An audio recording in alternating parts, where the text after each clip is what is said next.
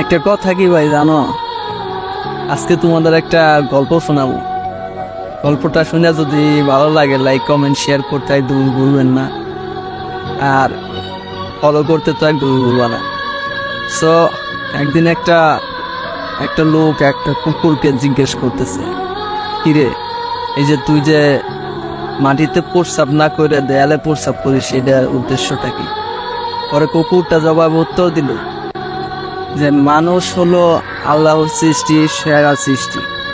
মানুষ হলো মাটির তৈরি, সেই মাটিতে আমি কিভাবে প্রস্রাব করি।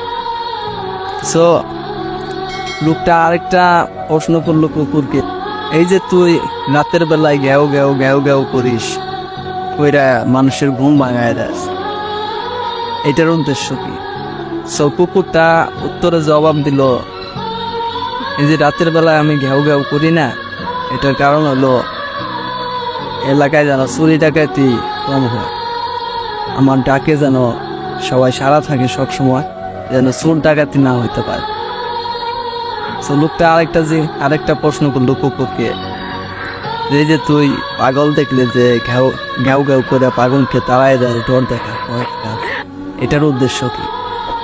কুকুরটা উত্তরে জবাব দিল, এই যে পাগল দেখলে আমি ঘেউ ঘেউ করি, এটার উদ্দেশ্য হইল যে তোরা মানুষের কাছে চাস কেন, আল্লাহর কাছে।